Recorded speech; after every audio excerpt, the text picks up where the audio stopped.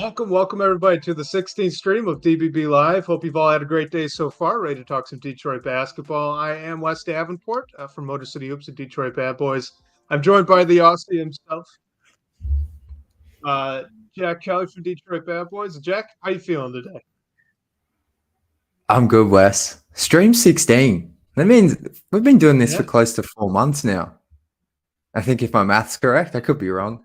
I'm not known for my maths, so correct me if I'm wrong, but 4 months is pretty cool. It's pretty cool to be this far in. And yeah, I'm back home in Melbourne. So hopefully my internet holds up today, because that has been an issue the past few streams. But no, I'm really excited for today's show. I think we've got an interesting topic to open the show. And yeah, I'm excited to have Bryce on as well. Yeah. Well, we figured since you're not traveling anymore, our internet's more stable, that we could bring a guest back on again. So obviously couldn't be more excited to be joined by Bryce Simon from Motor City Hoops and video breakdown master at Detroit Bad Boys. Bryce, how are you feeling? What's up, guys? I'm good. I appreciate you guys having me back on. Yeah, Jack, it's crazy how fast it goes, man. I remember it seems like just yesterday you guys were talking about doing this and putting it together, and like you say, now it's 16, and before you know it'll be 50 and then 100, and you guys are crushing it though. So super proud and super happy for both of you. Yeah, thanks, man. Appreciate it. All right. Well, why don't we just jump right into it? I know we've all been thinking about this probably all day. So, who do we think's under the most pressure, kind of on the roster within the organization right now? Could be a guy, a player has to prove it. Could be a vet with someone barking up his heels. Could be a front office member. Like I said, anything goes. So, Bryce, you first. Let's hear the guest. Who's under the most pressure and why? Yeah, I don't think this is necessarily a pressure thing. I'm going to change it just a little bit. I think the thing I'm looking for the most, that I think is vitally important, is the scoring ability and continuity between Cade Cunningham and Jaden Ivey. I think those two guys have to be big time scorers. And I could explain this a little bit more. I don't think Jalen Duren is necessarily ever a 20-point a game guy. I don't know that Asar Thompson is ever a 20-point a game guy. And that doesn't diminish who I think those guys are as players.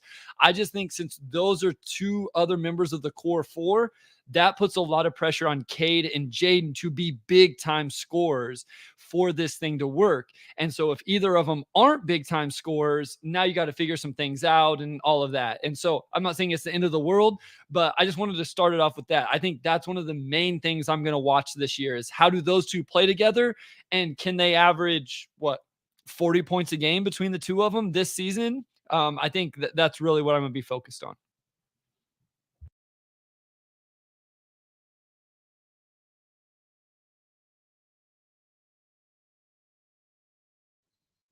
You're muted. My bad. Stream 16. We're still doing it. We're figuring it all out.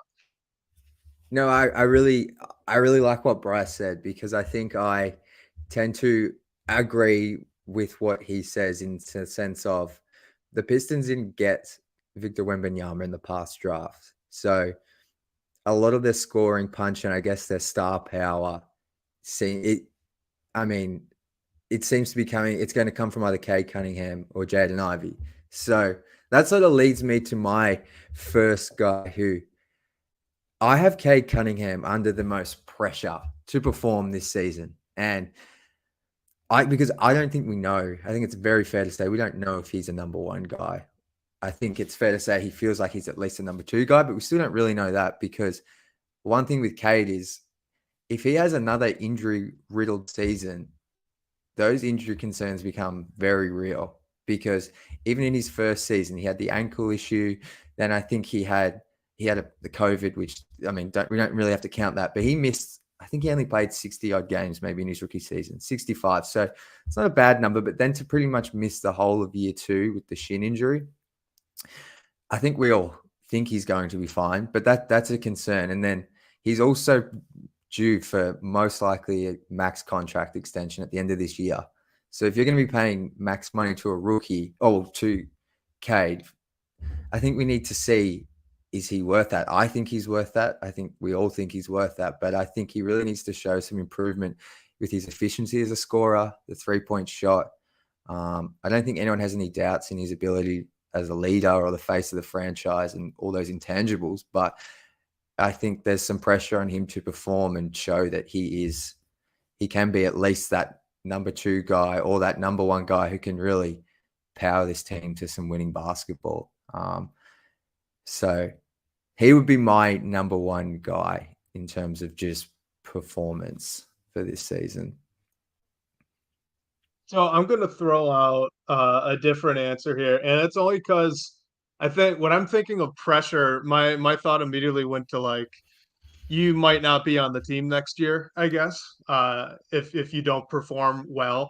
And the guy I first thought of was actually Isaiah Livers, because I think with how the front office talks him up, they seem to have a lot of faith in him, and he's shown quite a bit, like in flashes and spurts in the past 2 years, right, when he's been healthy and when he's played. But that's been the big if, right? He hasn't really been healthy. He hasn't played a lot of minutes. Even last year, I mean, he played more than his rookie year, but I don't think he proved anything, and he's kind of on that cusp, right, where he was a second round pick. If things continue not to go well, I think he could find himself playing elsewhere not next season, but the season after. So I think Isaiah Livers is actually under a lot of pressure to be a good backup. Yeah, and I mean, I think at a certain point he stops getting chances, right? I mean, I know I've been a huge Livers fan, and here's the thing. Here's what's really exciting about this roster, and I've seen Pistons fans tweet about it and talk about it. There's going to be a lot of competition, guys. Like whatever you want to say about the big man position, there's legitimately 4 guys who you could want playing the center position. We've talked about the backcourt. Even Isaiah Livers, where do the minutes come? Because we all feel like Hasar is going to play a lot of minutes. You want Boyan playing minutes. Joe Harris can play some minutes at the 3. I know everybody thinks he's washed, but he's one of the best shooters in the NBA. I think he can get on the floor for a team that only won 17 games last year and needs floor spacing. So there's just a lot of competition for everybody. On down the line to even the vets, like those guys better perform. Killian Hayes at the guard position. Think about all of those guys. So I like that about the roster. I don't know for sure. Like I would have to go look at it 1-to-1 in the past, but I don't think we've ever had a roster, at least sitting here at the end of July, and like, man, this is a pretty deep team. Even if I don't think any of us think it's a playoff team, but there's a lot of solid basketball players that can compete for minutes. Yeah, for sure. I mean, I've been trying to wrap my head around this rotation, and Wes and I was sort of talking about it just before you jumped on, Bryce. But yeah, I initially, before we had the discussion on our last week's show, I sort of thought Joe Harris was ahead of Isaiah Livers in the rotation, and I got met with a lot of pushback on that a lot of people see Isaiah Livers as the immediate backup 4, or at least ahead of Harris in the rotation, which I think that's like I get that line of thinking because Troy Weaver has shown a clear investment in him and the whole organization. So, yeah, it's going to be so interesting throughout training camp just to see what this rotation is. Because I know I have my mind always set on like a 10-man rotation, but maybe they do go 11, 12 deep, but it's just across like a 2-week period. Harris might miss a game or be featured less and Livers. So there's going to be a lot of push and pull, I think. I don't think there's going to be a set 10-man rotation, which is what I've sort of had my thinking stuck with. So I'm very interested to see. I guess, Bryce, I know Wes sees Livers maybe ahead of Harris. Where are you on that? If you had to say as of today, I know it's almost a pointless question, but I'm just interested.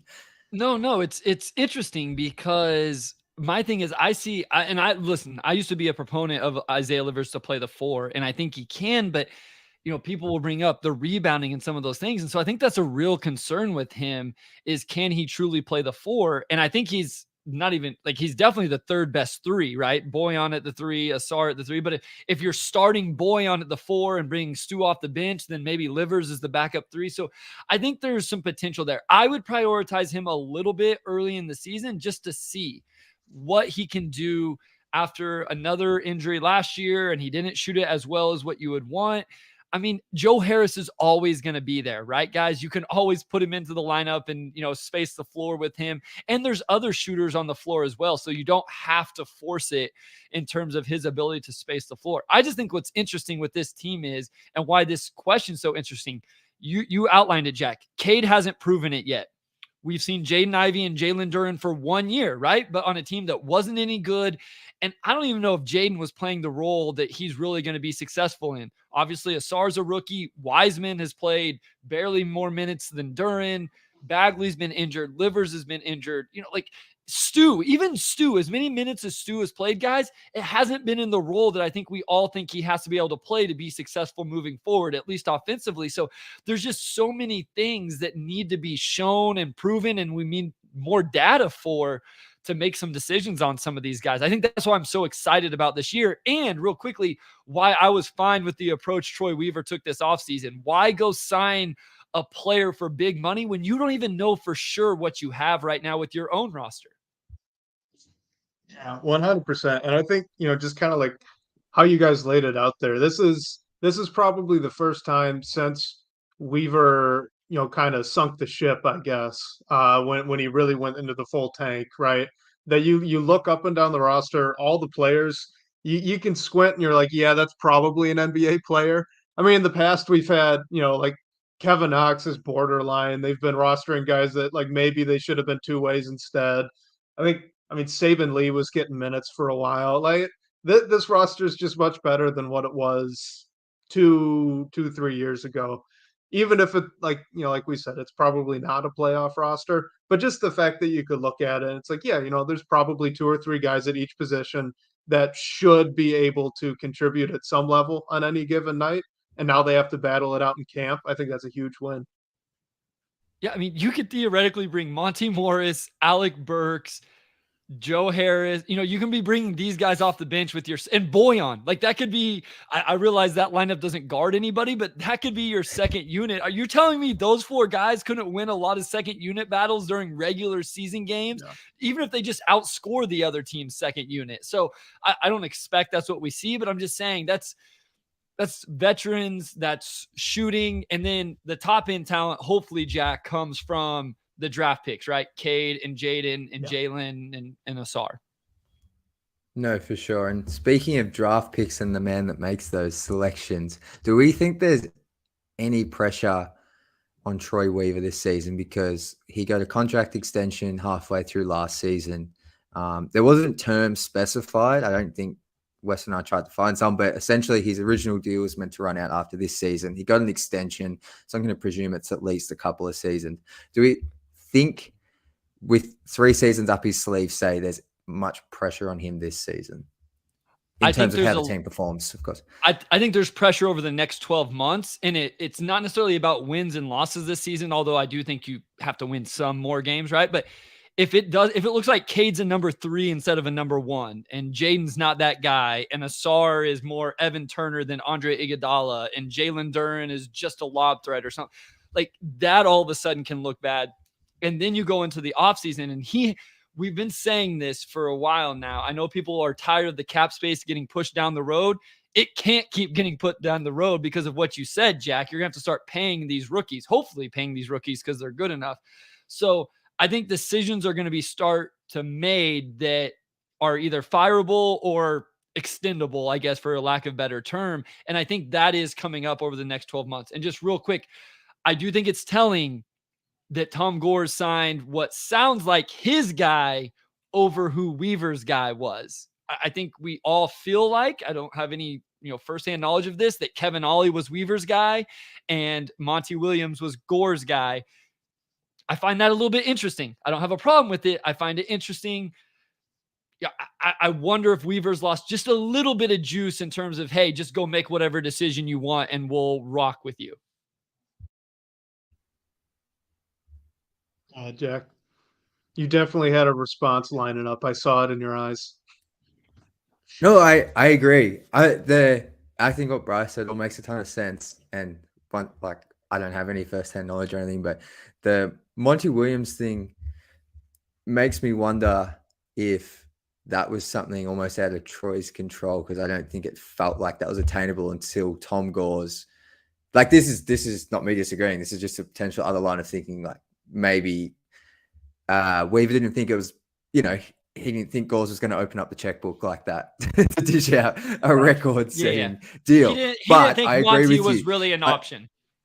That's the only thing I would say, or only thing that came to mind as you're saying that. But I agree. I think it was pretty clear. I think it was even written that, Kevin Ollie was the guy for a while there, a little bit. So to see it ultimately be Tom Gores sort of make the decision. And I think there was even something mentioned in the press conference, was it? Where there was a bit of not unease, but people were tweeting about potentially some dynamic between Weaver and Gores. Can't really remember what it was, but it's interesting. Yeah, I think this is the first season at least Troy Weaver's actually going to be under some pressure, because I think the past 3 seasons, it's all been about acquiring talent. Last season, Cade goes down. The season's essentially over. As upset as people were, I still don't think there was a ton of real pressure on Weaver. Following an off season where the fans sort of thought the Pistons were going to make a splash. And then, yeah, I think there's going to be some pressure on him, at least from the fan base. So true. Yeah. I just want to say real quick, I don't have any problem with anything Weaver has done up to this point either. I just think the rent is coming due soon, and we're going to find out whether the payoff is there or not. You know what I'm saying? Wes and I have talked about this. That's a good way to put it. Yeah, at length, in terms of, I don't think he's made any decision that's just been detrimental to the restoration, unless the draft picks don't hit, and we just don't know that yet. All of the free agencies and trades, to me, it's all been it's whatever. Marvin Bagley get paid a little too much. Yeah, maybe. Here's my thing, not to change it to Marvin Bagley.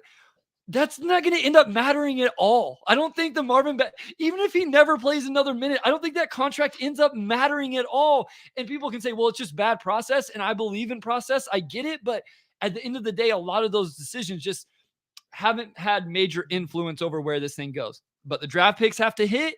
And then whenever the big money decisions have to be made, he better get it right. And again, that's all coming soon.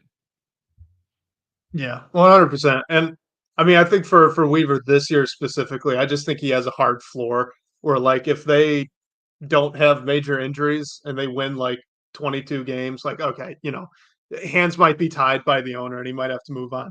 But Jack and I were talking about this briefly right before we got started tonight. I wanted to bounce it off you too, Bryce.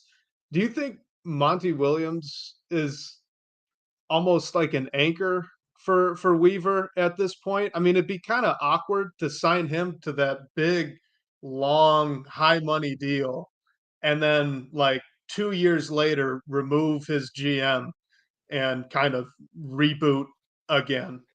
Like, I just wonder. No, that's interesting. But I wonder if Weaver could be the fall guy if things aren't going well at that point, right? Like, it's, Monty's here for 2 years and they win 23 games and 25 games.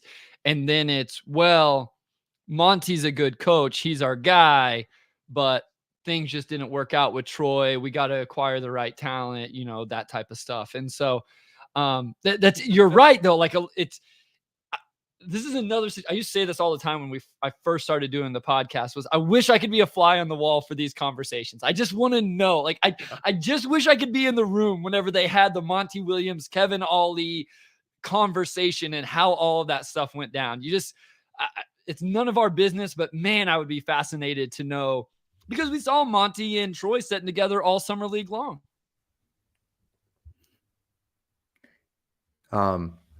We also saw Christian Wood sitting next to him.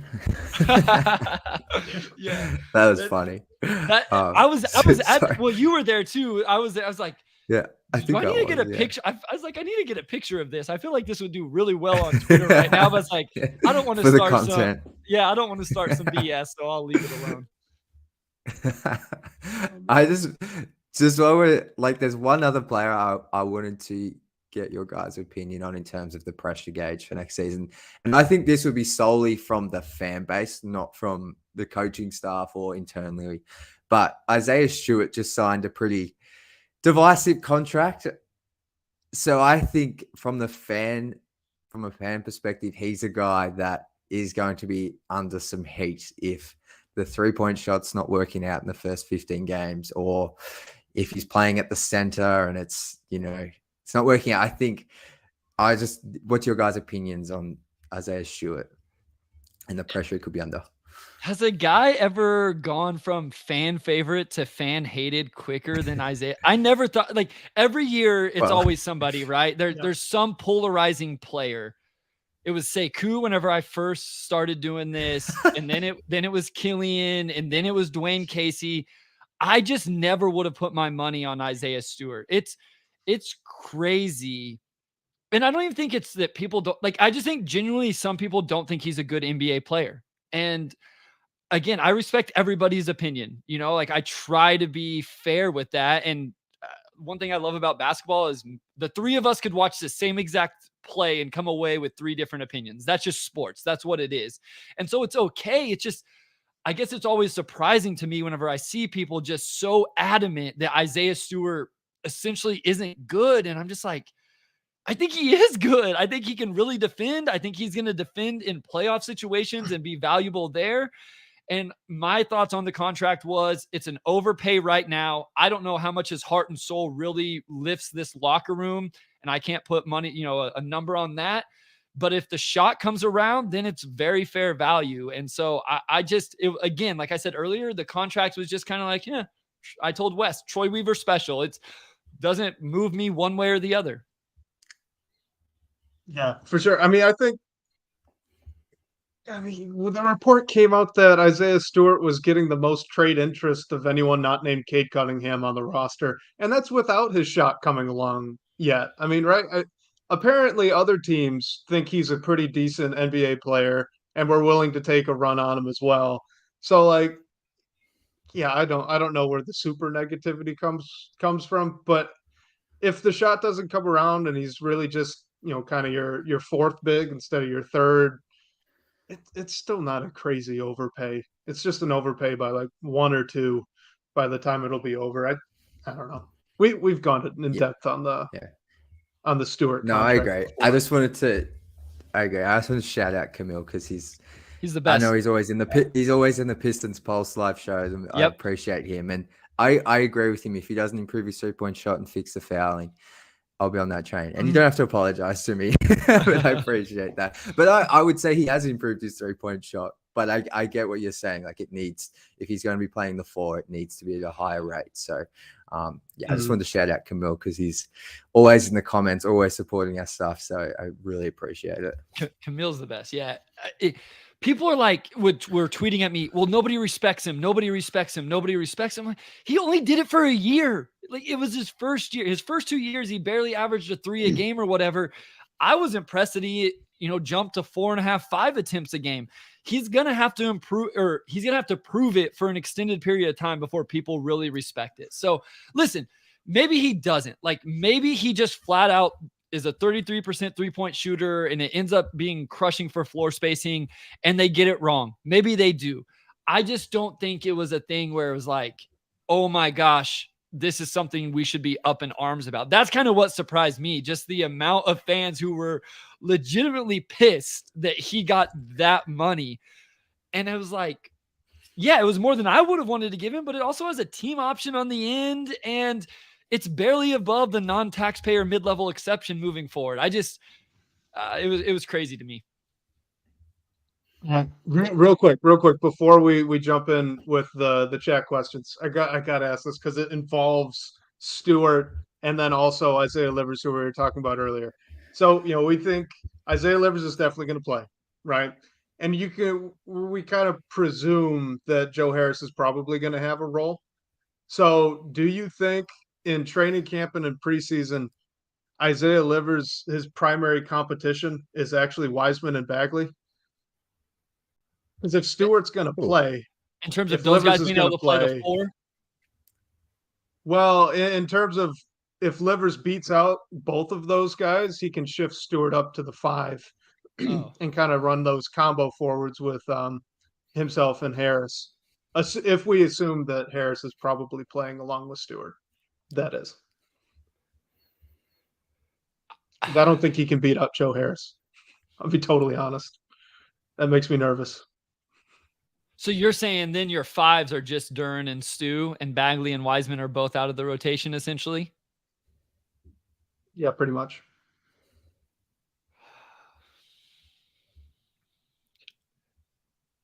I don't know.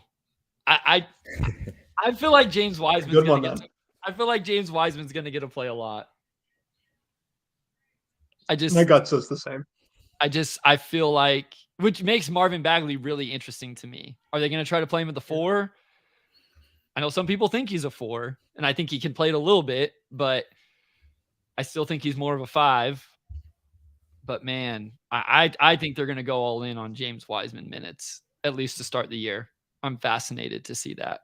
And I'm probably as low on James Wiseman as anybody. So anybody who thinks I'm only an eternal optimist about the Detroit Pistons, there's my negativity. There you go. I Love don't. it. Yeah, the rotation's like blowing my head up, so I don't really have a great response right now, Wes. But I think it's a good question to pose because this roster is just so confusing. Like I feel like going into the season, the rotation's never like across the past 3 years, the rotation's probably never exactly how we predict it. But this off season, going to next season in particular, there's about 7 to 8 guys I know will be in the rotation, but aside from that, like I have no idea. Well, so all 14 guys on the roster right now are guys that we've either seen in NBA rotations, even if it was a very bad Detroit Pistons team, right? Like Isaiah Livers, Killian Hayes, Marvin Bagley. But Marvin Bagley was playing for the Kings before. I mean, a little bit, right? Mm-hmm. All guys that have been in rotations, minus Sasser and Asar, who are both rookies. And we saw what Asar can do and what we feel like he can do. And we've seen a little bit from Sasser as well. I think that's what makes it hard, guys. I know we've already touched on this a little bit, but Jack, I mean, there's 14 guys there, and you could remove, whatever 4 and just feel pretty decent about the 10 that were left, right? I mean, if you want Cade, Ivy, Duren in there, but take away any of the other 4 of whatever's left, and it's okay. I can put a decent 10-man rotation here that I just don't absolutely hate. Again, I'm not saying these guys are crazy talented, but they're NBA players now, to your point earlier, Wes. Well, and then just to throw another wrench into that, we really don't know what Monty Williams wants to do either. Like if we were dealing with Dwayne Casey, maybe we'd have a better idea, but like really don't know. What if they really want to win every single game possible and they go 8-man rotation? What if they just say, Cade, you're fully healthy. You're playing 34 minutes a night. Ivy, 34 minutes a night. Duren makes the jump to 30. Stu's 3-pointer comes around and he's playing 30. I know I'm a little unrealistic now, but what if they really do condense that lineup for, half the games this year? Yeah, exactly. And YouTube user, sorry, I don't have your name obviously, but makes a good point. Injuries will also play a factor. And that's what we saw last season. Like injuries played a major factor early on. And that's something none of us predict in our depth charts or rotation predictions as well. So, and there's some injury-prone players on this roster. By the way, YouTube user, if you didn't have like very specific comments and questions, I would just assume you were a bot on YouTube. But he or she is always giving us very specific questions and comments. So I don't know what makes it come up just as YouTube user, but I appreciate it. I'm old and I'm old as well. I'm old as well. Love it. Hey, maybe this is a member of the front office or something that tunes into DBB Live every week. Hey, nah, never know. Wes says no. Jack says maybe. All right, Jack, let's get into some questions. We've been delaying it long enough. All right, let's go. First question here from L Blouses. Saw advanced stats that rated Duren's interior defense better than I would have guessed. 90th percentile on rim shots contested, save, defensive field goal percentage. How do we think Duren will be this year on defense? Hopefully Bryce? Better. Hopefully better. Listen, I love analytics and I love numbers. I have a really hard time trusting any defensive metric, even those. And this comes from watching synergy clips where you can go and watch, contests at the rim, and some of them are just so wrong and incorrect. I just think defensive stuff is so much harder. Now, these are way better than some of the overall defensive metrics. Like, it's hard to lie on some of this a little bit, but I think he has had a little ways to go based on his rookie season. And I think they're going to put a lot of pressure on him, to really defend and be the backline of the defense. And so I'm expecting big improvements, I guess, is what I would say. And I have no reason to doubt Jalen Duren and him making that improvement. Yeah, for me, I mean, I think I've probably mentioned this before, but like the only thing I care about with him next year on defense is if he just ups that awareness as a help side rotator, right? Because I think he showed enough just about everywhere else, like with his switching, and then I thought he was pretty good when he was in drop and a couple other coverages that they had him do. Like I thought he was good enough for a rookie, but that awareness on his rotation wasn't great. So like if he could just do that and then take a minor, hey, I played NBA basketball for one full season step, forward on all the other stuff, I think he'll probably be, I mean, a little bit better than passable, which is going to be really good because I didn't think he was awesome last year as a defender. So yeah, I mean, if he can get that average to just above, I think that'd be really, really big for him. He could probably do it. I hope he could do it. Like you said, I hope he could do it. Yeah, I think the only thing I'll add is I was a little bit look, it's only summer league, but I was a little bit underwhelmed with his defensive performance at summer league. I just thought I didn't really feel his physical presence. Like I know he was playing when he's playing alongside Wiseman, it's hard to take away a lot there because I don't really believe in that too big lineup. But at least when he was this 5-man by himself, sometimes it just feels his rim protection, he's just a little bit late, or he just doesn't assert himself as a rim protector for someone of his stature. Which is interesting because I guess the defensive field goal numbers are coming up quite well in whatever metric this is. But yeah, it just feels like he felt a bit Andre Drummond-y in Summer League in terms of, I remember watching him as a rim protector as he got more into his prime. Now, Jalen Duren's still extremely young, but he's often a little bit late with his contests, and he had all the physical tools. And that's for me, I just didn't feel him on the defensive end. He put up some really good box score numbers at Summer League, but yeah, I hope we see him. The defensive end is where I'm going to be looking to most. And I actually personally just can't wait to hear Bryce's thoughts and Wes's thoughts on how he performs, because defensive ends often I can get confused with what I'm looking at. So I'm going to be really intrigued to hear what you guys think as the season goes on and other people who are really in tune with defense, because that's the end I think he's going to help this team the most if he can get to a really good level there. I just want to say real quick too, and again, I'll be the negative guy here, and I've called this out about him going back to his Memphis whenever I was scouting him before he was ever a member of the Detroit Pistons. And I've talked to people in the NBA draft. He has to improve his motor and or his conditioning a little bit as well. I don't know which one it is. I'm not going to call Jalen Duren out. It's been one or the other, though, I feel like so far throughout his career. Either he can't play long stretches of minutes, which he's a huge human being, so that just very well may be the case, or he's got to have a little bit more sense of urgency in some situations like transition, defensive boards, even the recovery stuff you guys are talking about. So I will be watching that as well, along with just controlling the defense, executing drop coverage. I think he has potential to switch a little bit. You alluded to that some, Wes, but I do think there's some room to grow just with, again, whether you want to call it motor, playing hard, or just conditioning in general. Whichever one you want to lay blame to, I'm cool with, but I think there's some improvement in that area.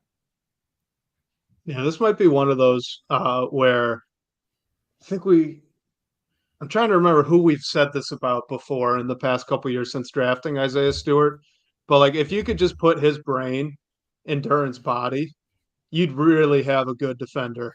You'd really, really have a good defender with all of his tools. And, hopefully he can develop that. That's not impossible to do, right? But, I do think, like you said, the focus, motor, conditioning, whatever it is, whichever one of those it is, if that can improve, it would go a long way to making his presence felt more on the defensive end next year. For sure. And Wes, so that's something I brought up last week. Like when he was coming off the bench in, say, the first 10, 15 games, look, it's just block numbers. It's not overall defensive impact or anything, but his block numbers were much better.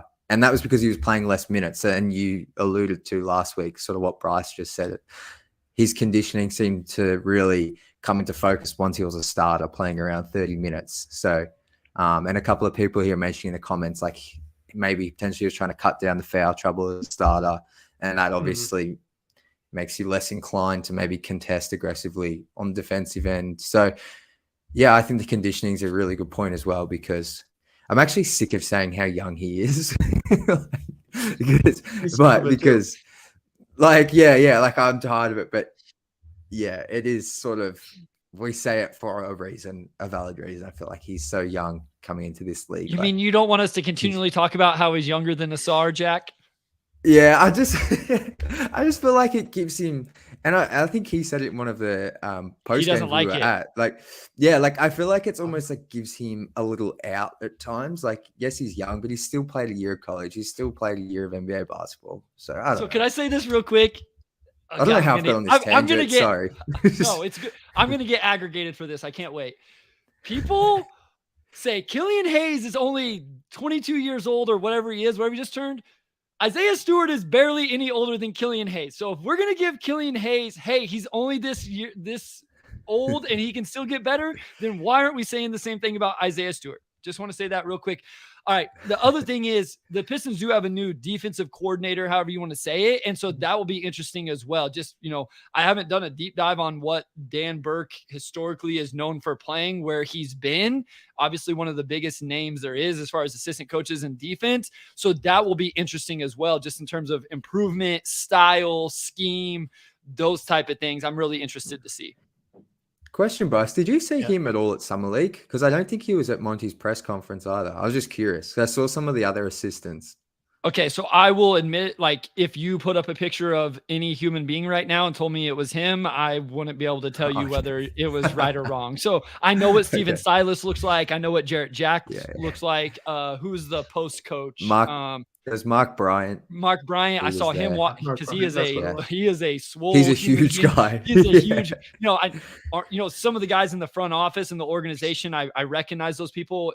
If you told me it's Dan Burke, right? I have the name right. Yeah. If you told me, hey, that's Dan Burke, I'd be like, oh, sure, yep, that's him. So I can't say one way or the other. Okay, you're good. I didn't see him. Only. All right, real quick before we move on, Bryce, I wanted to make sure I joined you on the negative train real quick, so you weren't alone. I mentioned it last week too when we were talking about Jared Allen.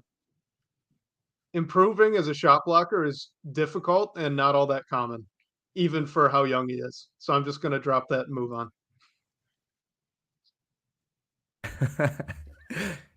Let's just move on. That's it. This has to be the most negative DBB live has ever been with me on the episode. It has to be, no question. It's gotta be. 40 minutes in, we have at least 5 things that people could aggregate about it. All right, next one here from Camille. What would you rate the Pistons off season so far on a scale of 1 to 10? What could have we done better? And do you have any disappointments about Troy? Yeah, I'll say a 7. Like, I'm not going to rate it any lower than that because Asar Thompson looks like a really good basketball player right now. I liked Marcus Sasser going into the draft, so I'm cool with the draft and how it played out. And then the offseason was fine to me. I think you'd get a lot of like 2s and 3s because people wanted the big move, and I just wasn't that into it. And so I'm fine with the Joe Harris and the Monty Morris and all of that. So I'm cool with the 7 just because I don't know. I'm fine with how the offseason went. And again, based on the data we have, Asar Thompson is going to be an extremely, extremely good NBA basketball player. And so that makes it a good offseason to me. Yeah, I'm pretty much the same. I'd probably go with an 8 just because I really like Monte Morris. I think he's a really, really good backup point guard. Plus he's got the Detroit connection, so that's pretty cool. And then you add in Joe Harris, who, despite what sometimes I see online, is not washed up. He can still shoot it and can play decent minutes. So that's a nice addition.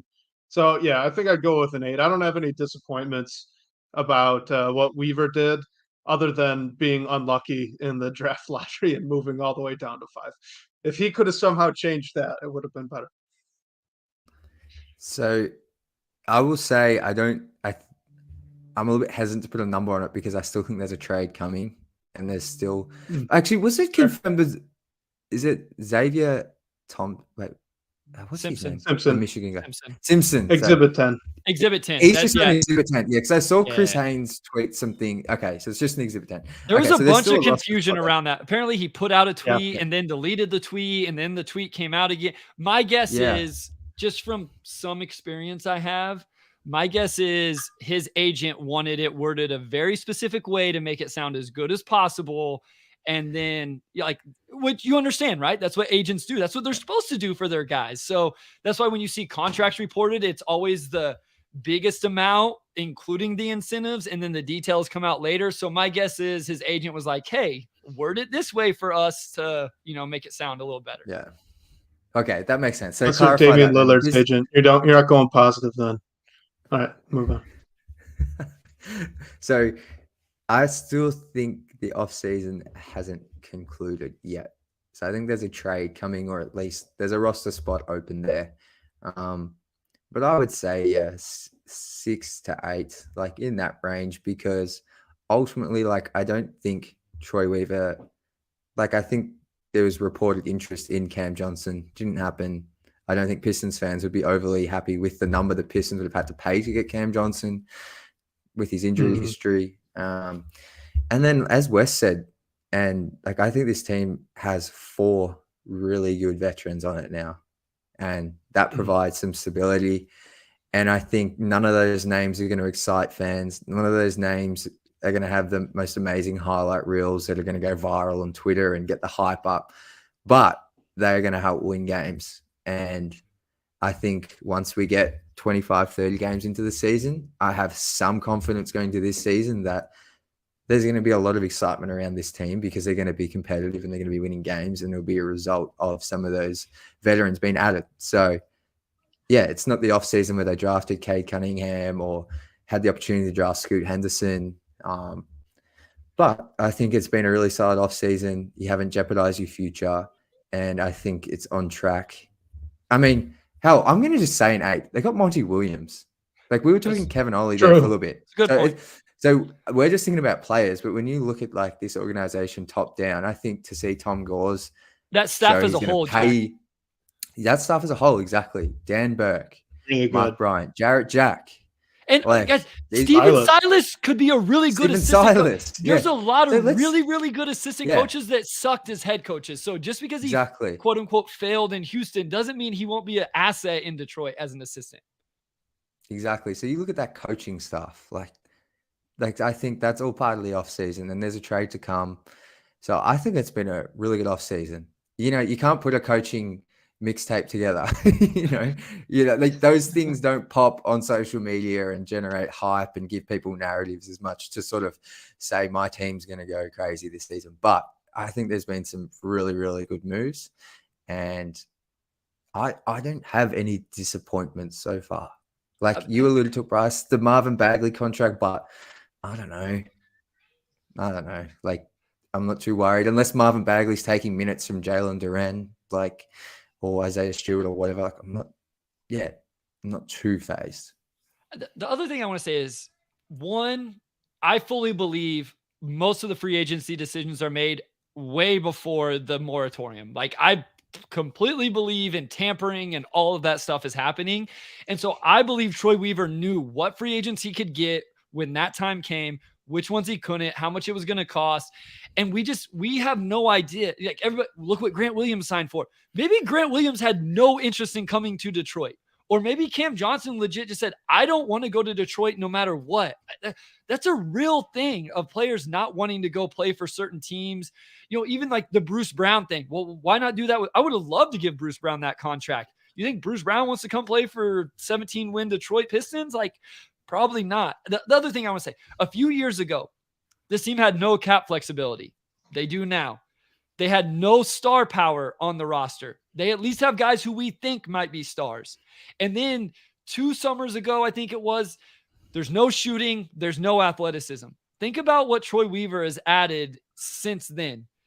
Jaden Ivey, Jalen Duren, Asar Thompson, a 1% athlete in the NBA, and then all of that shooting you guys have both talked about from veterans. It's not perfect. There's holes. There's a little bit of imbalance, all of that stuff. But I think he's worked together some really interesting things and tried to plug the holes that we all used to really, really complain and be frustrated by.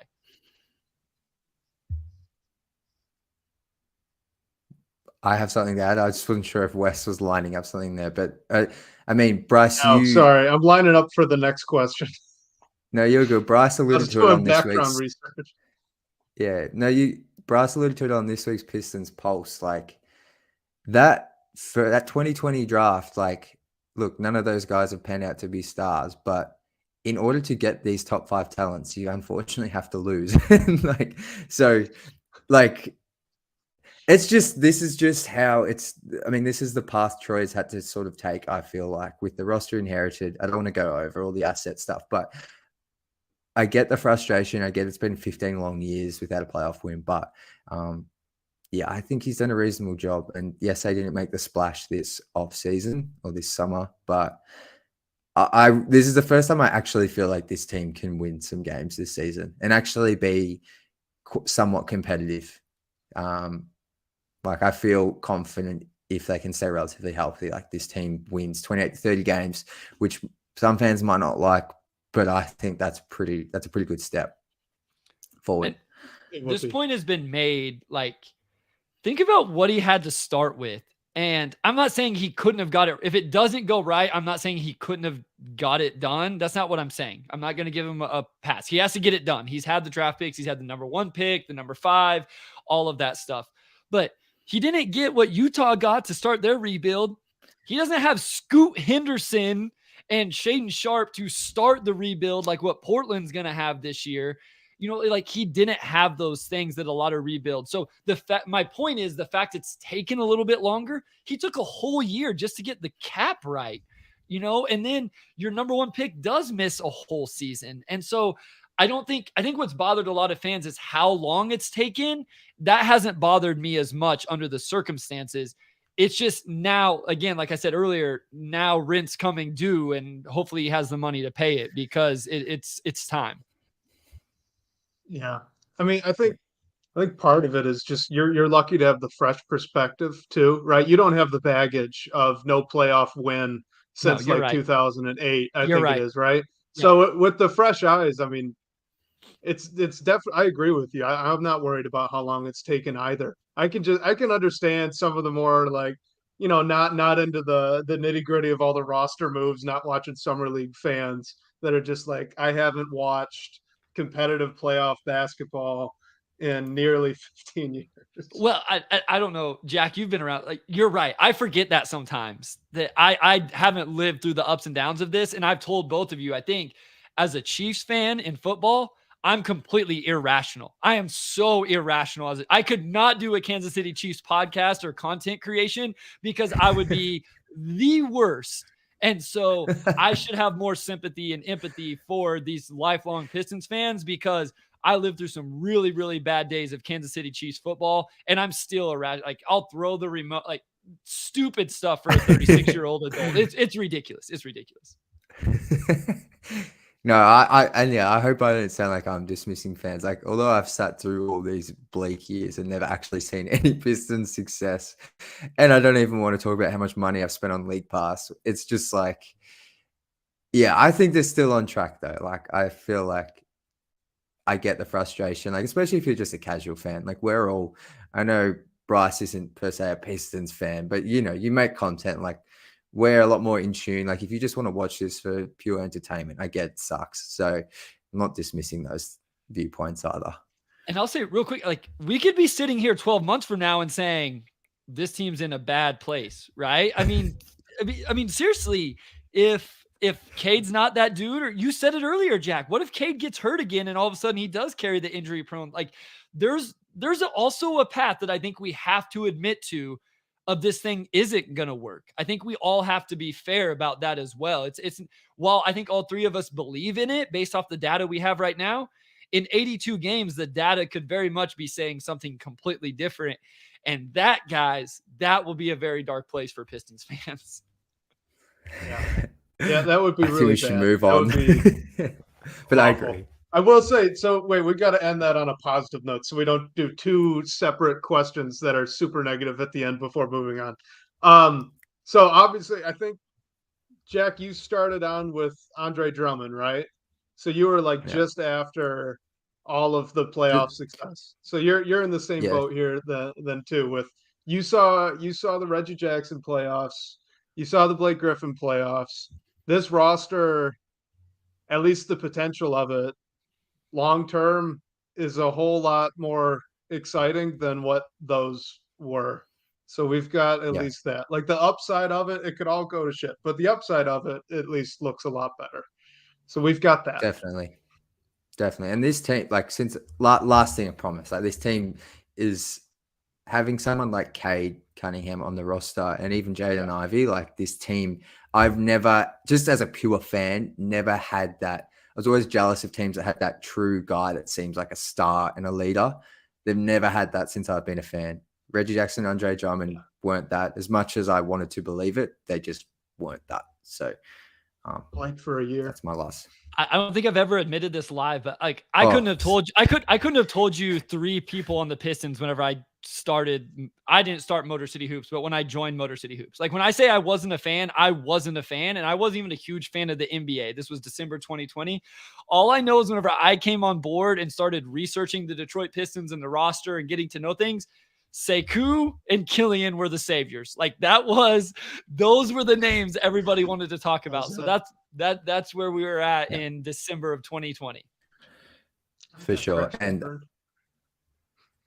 there was that Blake Griffin season, but for some reason I didn't really count that because he just sort of came in his late 20s. But anyway, let's move on. Showed up, balled out, got hurt. I really like this question because I was listening to something similar on a podcast this week from YouTube user again. OKC has to move 5 current NBA contracts, cut or trade. Do you think Troy needs to somehow capitalize on that? So I pulled up the roster because the names that were mentioned on this Thunder-related podcast were Aaron Wiggins, Jeremiah Robinson-Earl, Ty Washington, Usman Garuba, and Trey Mann. And there was also Poku thrown in there as a potential. I think some of those guys, if they were available, I like some of those names. Like Aaron Wiggins. I don't like, Bryce, you would know a lot of these names from your draft stuff. No, I mean, if they want to let JRE go, that's your 4-man off the bench right there. I mean, 100. I love JRE, Jeremiah Robinson-Earl, coming into the draft that year. Yeah, I mean, I could be wrong here, but Pistons still have number 1 on waiver. Is that how that works still in this offseason? I feel like somebody said that when Bol got waived. And so that could be wrong. But yeah, I think this is a good point, right? I think the overall point here is 14 guys on the roster right now. Jack, I think you talking about there potentially being a trade down the line still makes a lot of sense not to have the 15th spot filled. But if you know OKC is going to have to do something with at least 5 guys, be right there ready to pick that guy off right away. And so maybe Troy's just said, I know I'm going to take one of these guys, and there we go. Yeah. So DJ says, yes, they have number 1 on waiver priority. If JRE was waived 100%, like let's take it, let's make him 15 and let's move into the season. I love it. So the name that jumps out to me, also a big, which I guess is probably a problem with both of JRE and this guy, but I really like Usman Garuba coming in that draft. I think, defensively too, almost everything that we had expected is translated. It's just been the question on offense. I'd be willing to take a bet, maybe move a second. Like if you can finagle something that way, I think he would be a great backup big pairing with Stewart potentially if things break right, and if not, you bought low. So that was also, I mean, Trey Mann, I think he can shoot, can he? I didn't make that up. He's got one of them. I don't know how effective it is, but he's got one of the most lethal step backs. Just for what it's worth. 39. Yeah. Oh wait, 38% this past season on. Where'd it go? Oh no. Okay, sorry. It was 32% on about 4 attempts. But was 36% his rookie year. Can kind of shoot. Yeah, can kind of shoot. I like him too. Poku? It's crazy they have to let this many dudes go. I couldn't believe it. They got to start doing something with these draft. They have to start consolidating draft picks, or they're going to run into this every single year. I know this isn't an OKC podcast or show or live, but I mean, at some point, you can't just keep cutting quality NBA players, even if not all 5 of those guys are probably quality NBA players of who they have to cut or trade, but you're probably having to cut 1 or 2. they still have like 70 picks over the next 7 years. It's just, it's almost overkill at this point.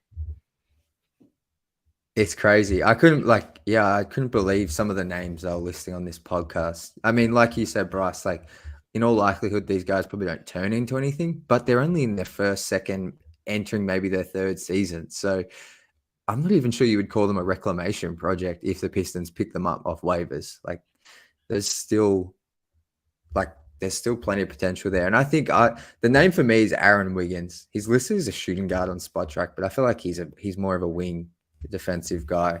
That'd be someone I'd be really interested in if he became available. So were none of us interested in Poku? Nope. We just kind of let that slide. No, okay, I'm not alone. Cool. Killian's our Poku. It's not All right. Poku.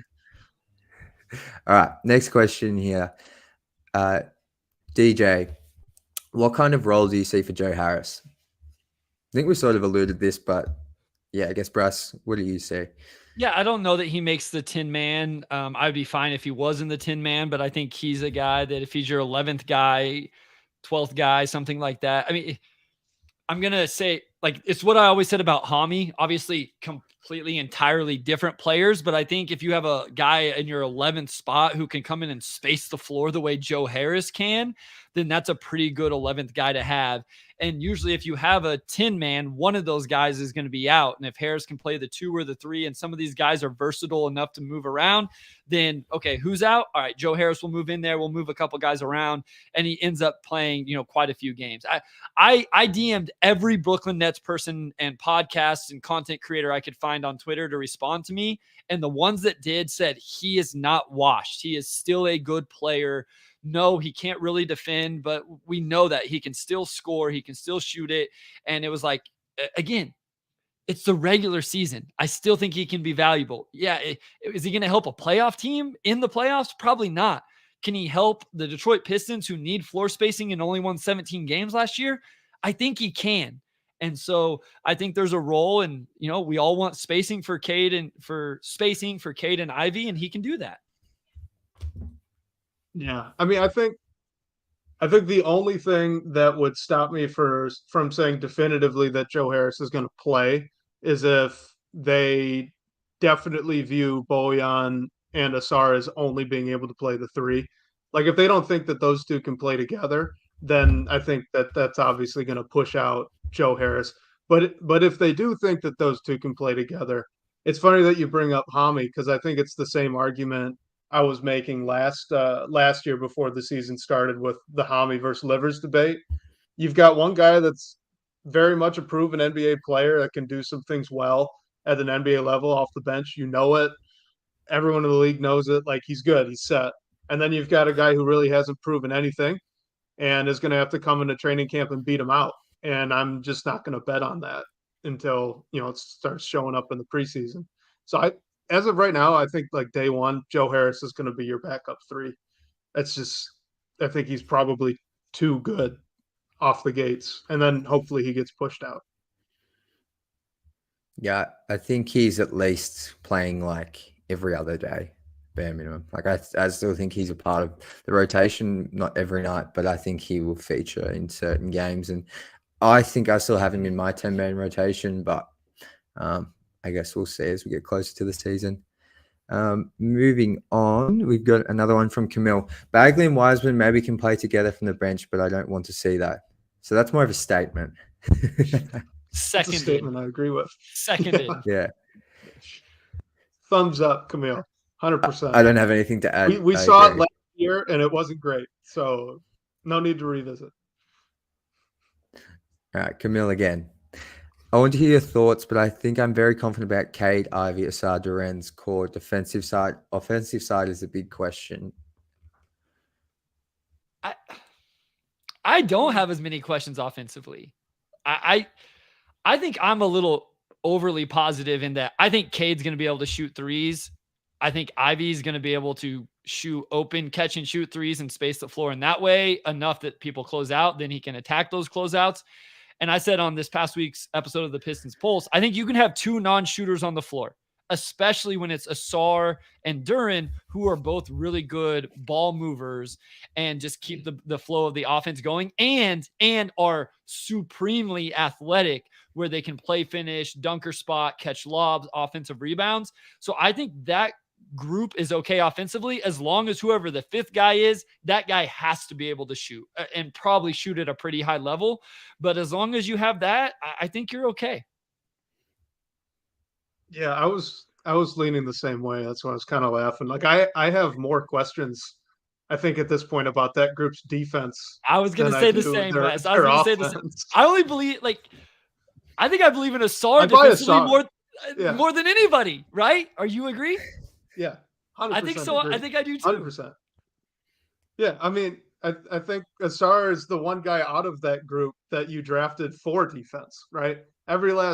All three of the other guys, even Duren, like you draft him because he's a lob threat. He shows some passing highlights. Like there were questions about him as a rim protector, as a defender coming out of Memphis. It wasn't a slam dunk two-way center. So like I'm pretty confident about that four offensively, and I think we got to wait and see, if Ivy can be a pretty good guard defender, if Duren can actually, materialize all of his defensive talent that he could have.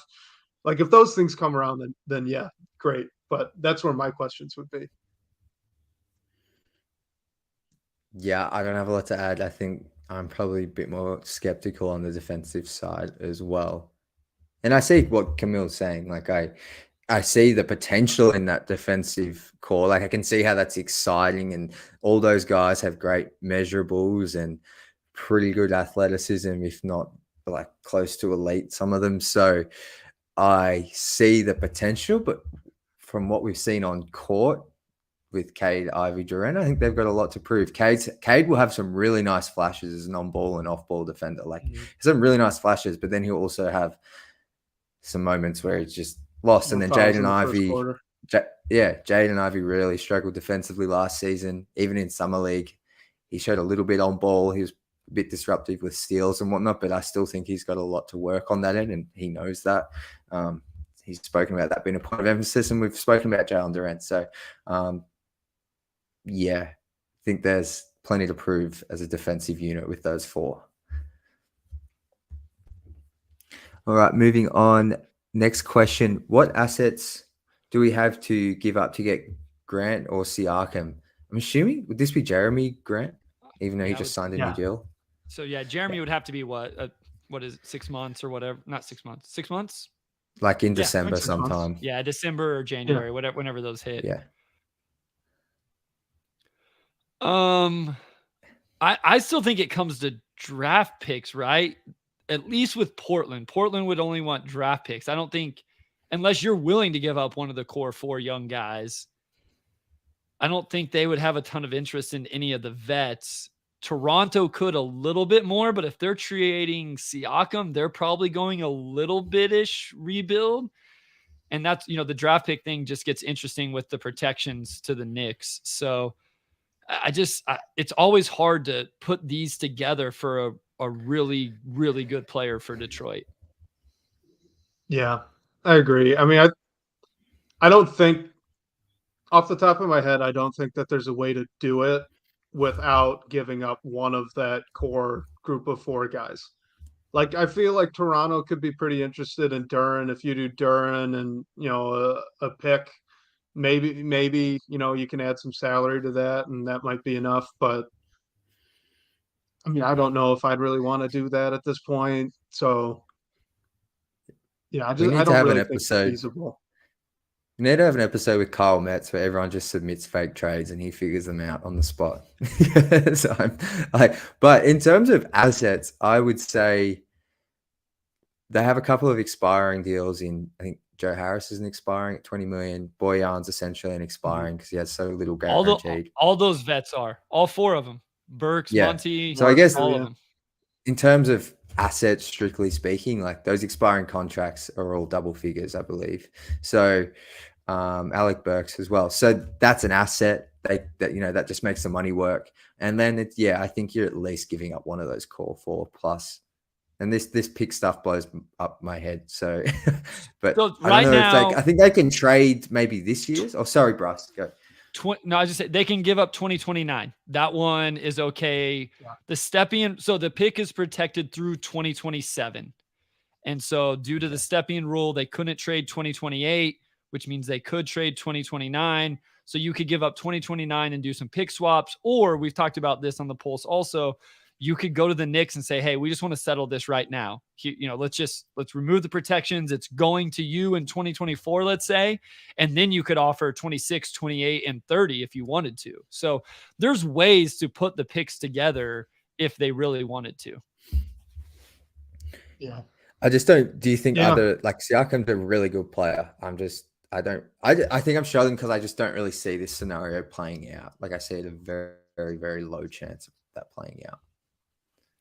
No, I agree. But I think like for Siakam, I really do think it'd be Duren, Hicks, and Bojan.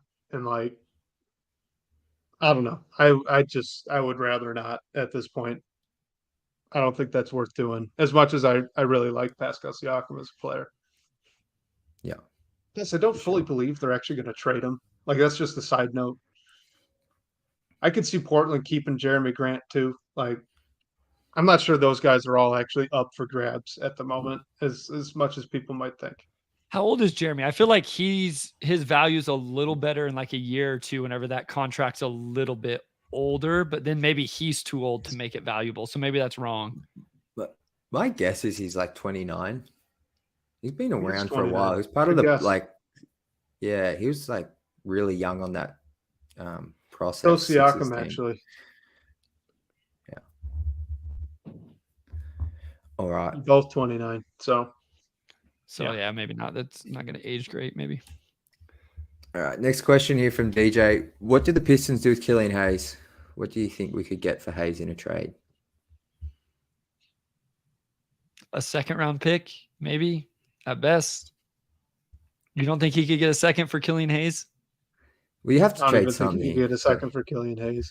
Well, I think you got to stick something to him, or he's like added on for salary filler. Or you swap him for another, player right. who hasn't lived up to expectations, and you just say, hey, change the scenery. Let's see if it works for either of us. Yeah, what was this is like full tinfoil hat conspiracy. Okay, but so you've got, Killian Hayes, he ends the season as the starter last year, but Cade's coming back, so he's moved down. And then they go get Morris, and then they go get Sasser. That's two guys at his position in front of him, in addition to Cade. I almost think if there were a market or any interest in Killian Hayes in just a flyer kind of deal, that he'd be gone by now. I feel like it would have happened. He almost doesn't even make sense on the roster. Like, forget about how he's like, we don't even need to debate whether he's been good, hasn't been good, what anybody thinks about him. Like, throw that completely out of the equation. Why trade for Monty Morris if you're not going to play him a little bit? Why move up to draft Marcus Sasser if you don't think he's going to play?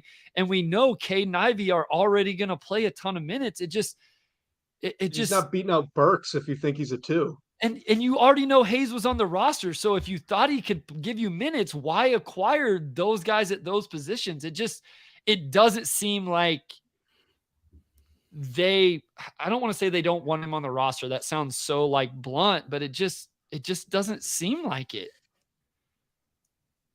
That's something I thought about the other day. I want to talk to someone within an NBA organization and see what that dynamic's like. Seriously, because like if you're Killian Hayes, like this team has done everything. Like you've gotten your fair share of playing time, but in terms of roster construction, every offseason, let's add another guard. Let's draft another guard. Let's bring in 3 veteran guards.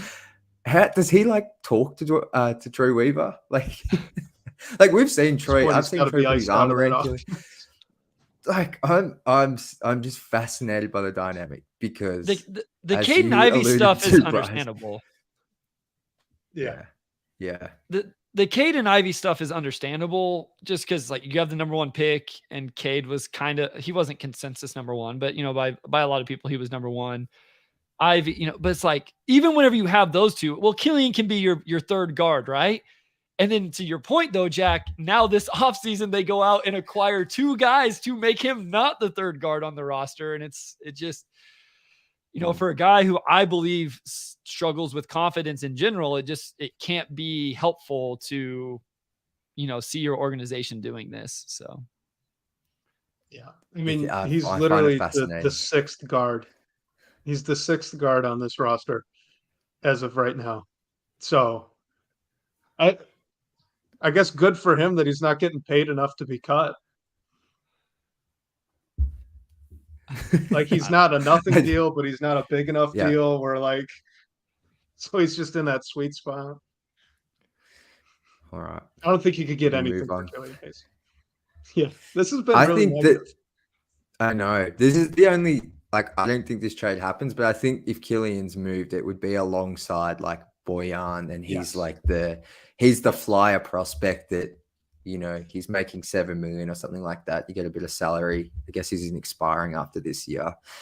Absolutely. Yeah, I've seen him linked to the Mavs, but that's how I see him traded. Like if he's just been traded 1-for-1, like maybe a second round pick from a contender, like, but I don't know why they would want him. So, but moving the on. thing is that contenders are going to keep second round picks under the new CBA. Like that's what's interesting now too, is like we saw the Nuggets do it this offseason. They actually went and acquired more second round picks to fill out their roster because it makes it harder with the new CBA to whenever you're that high in the cap. So great point. So just accidentally brought up the same question. Stephen Hudson says, how much better is Boyan than Harris? Could he replace him in the rotation if Bogey was traded? I think this is a really good question. I wondered this as well. Like, yeah, just the shoot. If Boyan gets traded, now you still have this veteran shooter. I do think Boyan's significantly better than Joe Harris. I mean, I think Boyan's a starter in the NBA. I think Joe Harris, like I said earlier, is 10th, 11th man type of player at this point, which is still valuable, but not Boyan valuable. But I think, Steven, this is an interesting, just philosophical idea of, okay, we're going to move Boyan. Let's still have this guy that can play the three and space the floor so we have enough shooting. So, yeah, I mean, I think Boyan's way better, but it could be, I guess, kind of a placeholder there. Yeah, I was looking up the career stats real quick just to make sure I was right about it. But yeah, so I think neither of those two are really great defenders. Obviously, we've covered that. But Joe Harris is a career like 10-point per game guy. And then Bojan is about 16, 15 and a half, 16. Like Bojan can actually get to the rim. He can actually ISO and create something for himself in the mid range. He can shoot off movement from three. He can also create for himself from three. Like Bojan is just a much better scorer, even though they're comparable spot up shooters. So I don't think it's particularly close. But then, like you said, like if you're just going to have someone step in for filler role, right, to just fill a spot in low minutes as a starter or off the bench, like yeah, Joe Harris can give you 50% of it. Yeah, I agree with what you guys said. Boyan is considerably more versatile and just better as a scorer. So, but yeah, I also see how he could step in and fill a role if Bogey's traded out for some picks or whatever, and there's no player in return. Stephen, again, any interest in Christian Wood? So I talk all the time about just intel that we don't know, but everything I listen to, have heard, the Christian Wood thing happened before I came around, but I would just say, I would say there's a reason this kid is unsigned and it's not talent. So I'm just not sure I would want to add that to the roster just based off what perception is and what he is in the locker room. That may be completely unfair. Maybe it's all wrong. And if it is, then I apologize. But it just seems like there's a lot of reality to that. And so I would probably say no. Yeah, I wouldn't be interested either for all of those reasons. And then I think you add on that he's also a 5. Like I think he's very much a 5. So if you sign him, like you're pushing Duren to the bench, and then everyone else, like you'd have 5 centers. So Yeah. I'd just pass on that too. And the only thing I'll add is Troy Weaver had the chance to keep him 3 seasons ago. and let him walk. So I don't know. Maybe he didn't want to pay him at the time of that rebuild. Maybe he thought Christian Wood might help them win an extra game or two. But I also think from everything we've heard, Christian Wood is, I don't want to say he's a bad guy or anything, but I think there's some questions about maybe his maturity and I think there's already a log jam at that position, and I don't think he's going to help necessarily win games, and you don't want him taking minutes away from the other bigs. So I'd be shocked if he was on the roster. Like that thing about him sitting next to Troy Weaver and Monty Williams, like personally, I didn't think anything of that. Yeah. Plus, there was a seat in between them, so I don't know. Next one here, I just wanted to bring this one up. Is it just mental with Killian? How do you fix that, if so? Or what do you think's the issue with Killian, or why he hasn't developed as much? No, I do think it's mental. I think there's a lot of confidence with Killian. I believe in that wholeheartedly in the game of basketball. We don't have to get into that a whole lot. There's some other things as well, right? I mean, he truly doesn't use his right hand extremely well. I'm not saying he can't at all. I'm just saying he doesn't do it extremely well. But I think a lot of it is just confidence. I have no idea how to fix it. I've coached high school basketball, boys, girls, assistant, head coach, no clue, William. I have no idea. I struggled with it as a player, to be honest with you. And so it's just one of those things. Some people are extremely superiorly confident. Some people have irrational confidence, but in a good way when it comes to sports. And some people just don't. It's such a weird thing. Yeah, I agree. I mean, I think a lot of it, or at least a good percentage of it, is the confidence too. And that's also something I struggled with as a player. So I don't have a fix for it. I have no idea. Do you think some of it's also, I think it's confidence, but do you think he just can't shoot? And I think it's very hard to fix that, like in a short amount of time. So I'm glad you said that, Jack, because I feel like everybody's, shooting's the easiest thing to develop for an NBA player. And I'm like, really?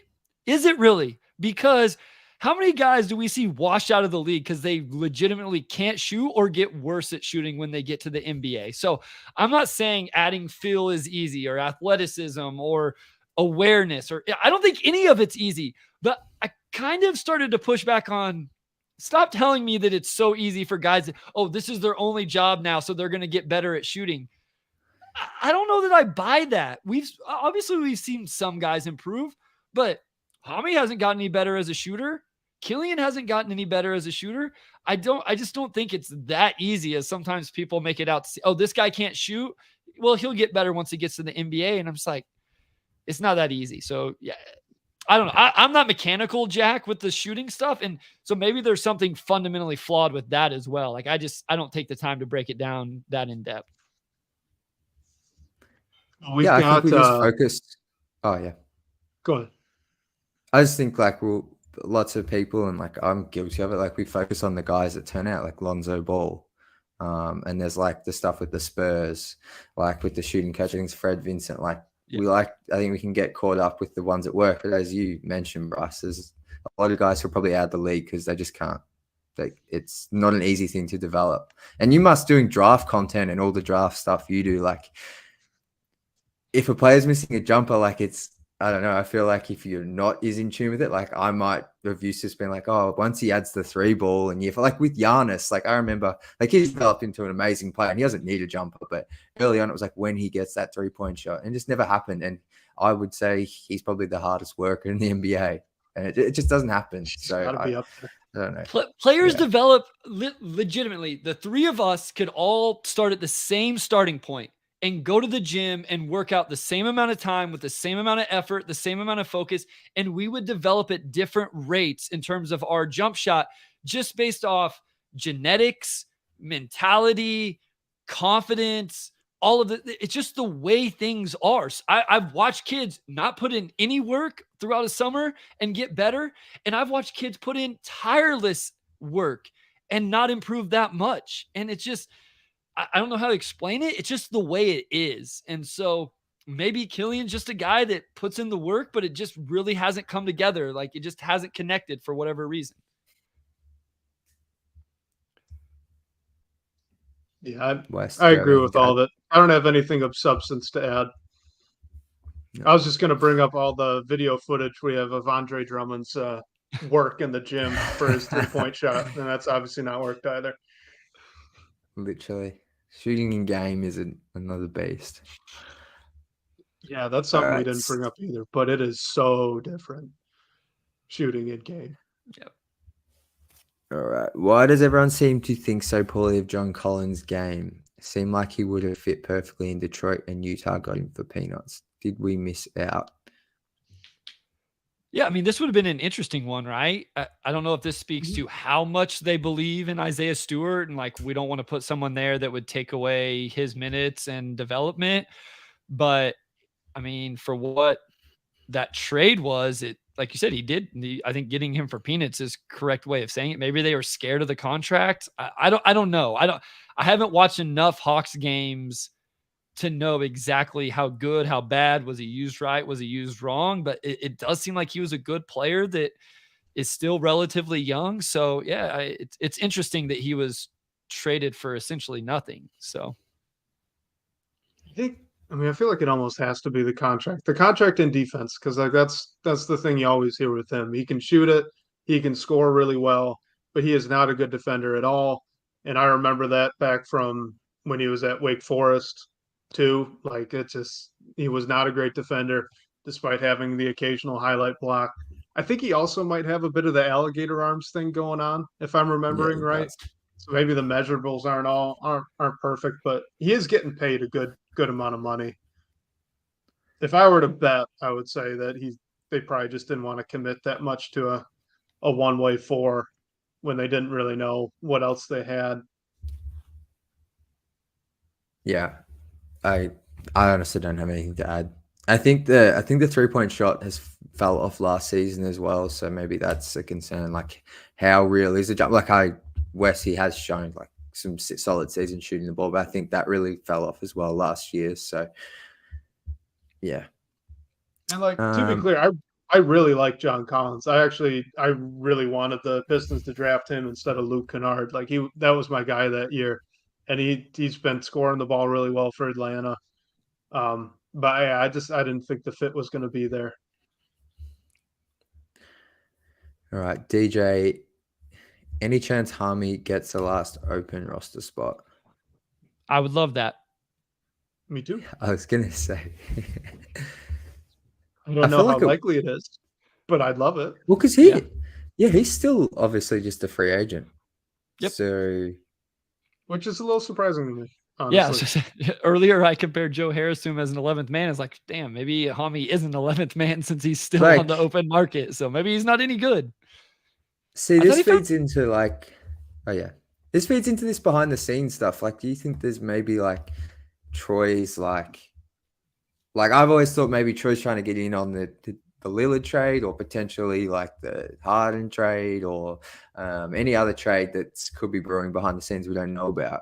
And that's why he's keeping that roster up. But I wonder if there's like discussions between him and Hami's agent or whatever that like if things don't play out with Dame, like we would like to bring you in, like we would like to bring Hami back on like a 2-year team-friendly deal, something like that.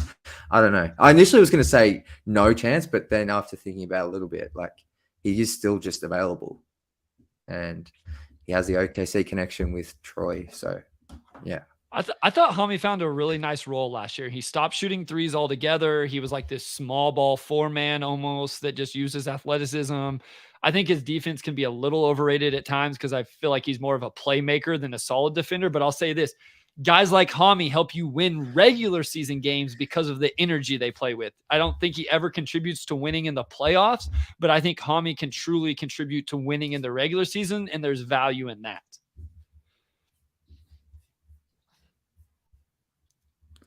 No comment. I agree. I don't have anything more to add to that other than, I mean, yeah, if they can somehow clean up some of the front court so that, maybe he's the 5th forward instead of whatever he'd be now, like 6 or 7. Because I'm sure he might not want to be coming back right now because he'd be probably literally the 14th or 15th man. So yep. Well, that's the thing as well. Actually, nice. Wes, it's like the free agent with these trade requests, like I guess that sort of puts a halt to a lot of teams' free agency plans because Detroit wouldn't be the only ones who are trying to get in and facilitate because obviously the Blazers aren't interested in Hero and like so other teams will be trying to get in on like the asset hunt there maybe. So could equally, yeah. I was just gonna say maybe he has a handshake deal with the Miami Heat, who maybe have to send out multiple players to the Blazers. You know, if they send out three players and they only bring back Dame, now they've opened up roster spots. Or the Clippers, if they trade for Harden or whatever. So maybe he's playing all right, when one of these guys get moved, some roster spots are going to open up. Yeah, for sure. That actually makes a ton of sense too. Because I don't think like Hamidou Diallo is an NBA player. I think so. I'm a little bit biased, but I think he is. Like, I think he's shown a lot, even in a reduced role last season. Ooh, that's nice, DJ. I like that call. That would be really interesting. Kind of try to replicate the Bruce Brown role. Yeah. Obviously, he's not Bruce Brown. I want to clarify. He is not Bruce Brown. I'm just saying that he, if they needed somebody to fill, like you said, Wes, 60% of that for 10 minutes a night in the regular season, I think Hami could do that. Cutting alongside Jokic, that'd be pretty fun. There you go. He'd make some highlight plays. Yeah, and then people would be like, "Why did we let go of him? How did we let go of this guy?" All right. Last one here, I think, from Steven again. Shout out to Steven for all the questions as well. Any interest in trading for Kuminga? I like Kuminga. I mean, so I guess in a way, yes. But yeah, I mean, you could play him in some lineups. I would play him at the 4, and you got to have the right shooting around him. Like I said, I think you can survive with 2 non-shooters on the floor. So you couldn't play him, Asar, and Duren together. But yeah, I like Kuminga. Maybe that's your other 4-man that everybody's clamoring for. I don't know what you could send to Golden State to make it happen, but sure, yeah. For me, there are 3 like young wish list forwards that could play primarily the 4, but maybe could drop down to the 3 on occasion. And he's at the bottom of it for me, but he's still one of 3 guys that I'd be interested in potentially adding. I just have him below Pat Williams, and then I bet you can guess the other. No, I don't want to guess. That's fine. Denny Avdia. Anyway, I know who it was. Those are the 3. We're trading Cade Cunningham for those that don't. No, we're trading Cade Cunningham for Denny Avdia. That's what you said. I never said that. That was that's Kyle what you Metz. No, that's what you said. But regardless, yeah, he's in the group of those 3 guys that I think would be a pretty nice add and have potential of filling out and rounding out that starting lineup if things break right. Because I'm not sure that you're going to get the picks to add a guy of that level of potential. So yeah, I think those are of interest for sure.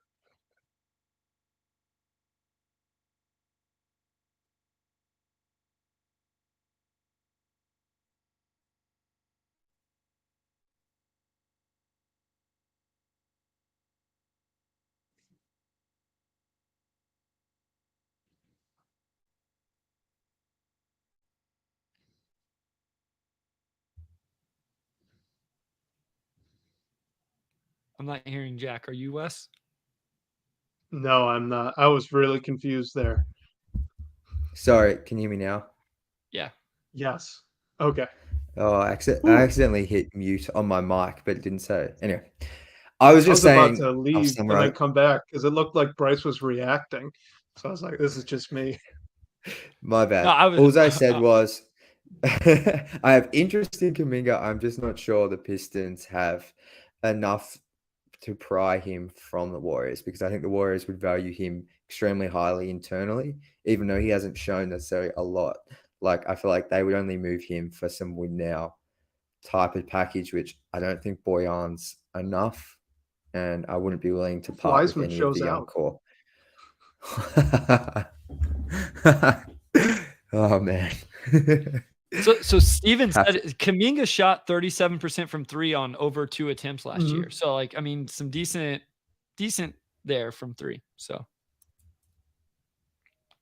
yeah. Yeah, look, he's a Yeah. very And he's a real good athlete.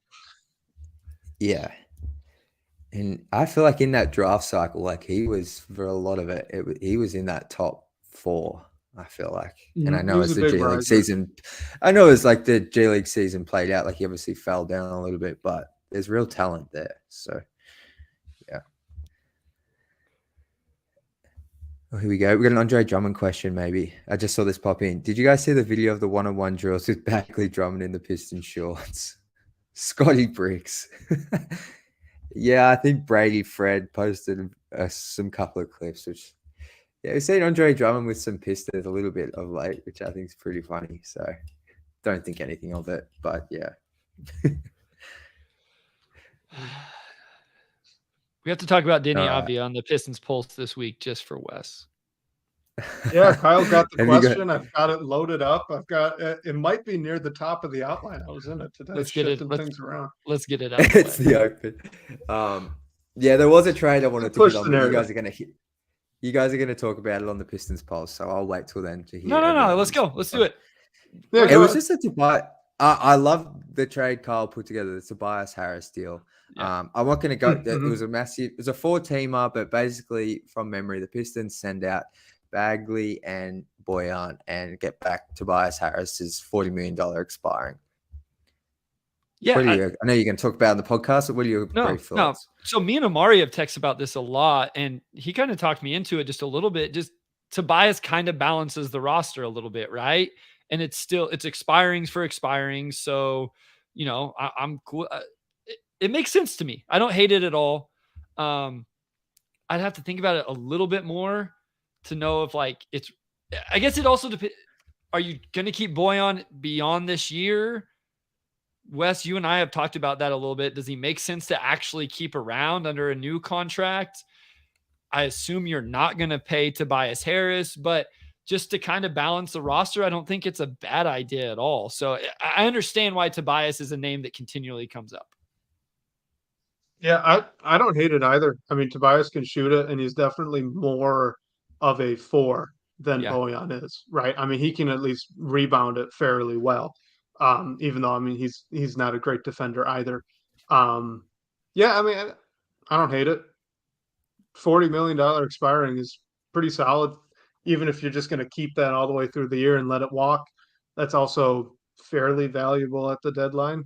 I wonder if you could get him back on a too. decent contract. He's 31 years old. He just came off a $180 million deal. Could you sign him to a 3-year reasonable deal? Yeah, I don't mind that, because that was the pushback I got a little bit on Twitter. Was like, well, you can't let Boyan walk without, or you can't send out Boyan without really getting back a pick or something that you could use in the future. But my thinking, which I didn't clarify, was, well, maybe you can bring him back on like a 2-year team option on the second. I don't know.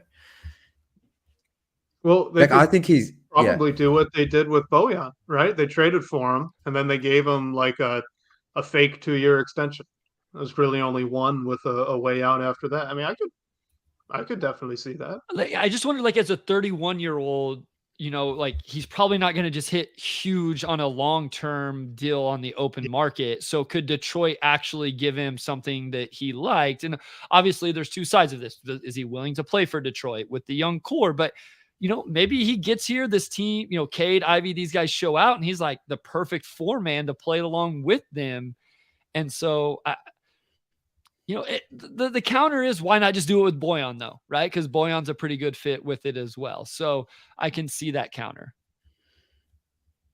Yeah, I think the other thing too that you maybe raises the potential of him getting a reasonable contract after this is, I mean, he has kind of fallen out of favor in Philly, right? I mean, like, he didn't have an amazing year last year. I think it might have been 15-ish points per game. Like that was down for him. Like he wasn't that third star that they thought they were getting when they gave him that big deal, which, he's 31 now, so not totally unsurprising. But if he's fallen out of favor in Philly, he's not getting star money next go around, you would think.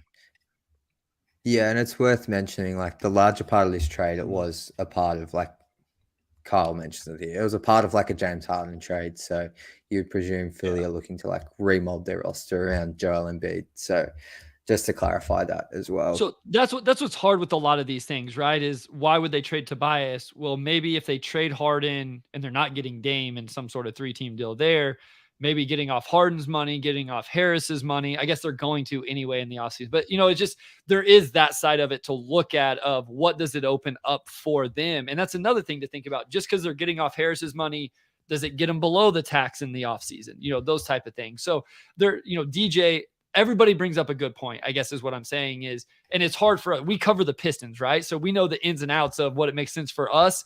We can't always see it from that in depth of an angle from another organization. So sometimes the trades don't always make sense, but they're still fun to talk about. For sure. All right. I think that does it for the questions for today. Any final thoughts, guys? I normally like to finish with a bit of a spicy question, but we sort of opened with one. So, yeah, I think that'll do it then. So thanks to Bryce for joining us. Appreciate your time as always, my man. Thanks to my co-host, Wes. Sure. Sorry, I was looking at Harris's number, like career number. He's like 48% from the field, 37% from 3 on almost 4 attempts, over 80% from the line. Like, Tobias is a good player. Sorry, but yes, thank you for having me, guys.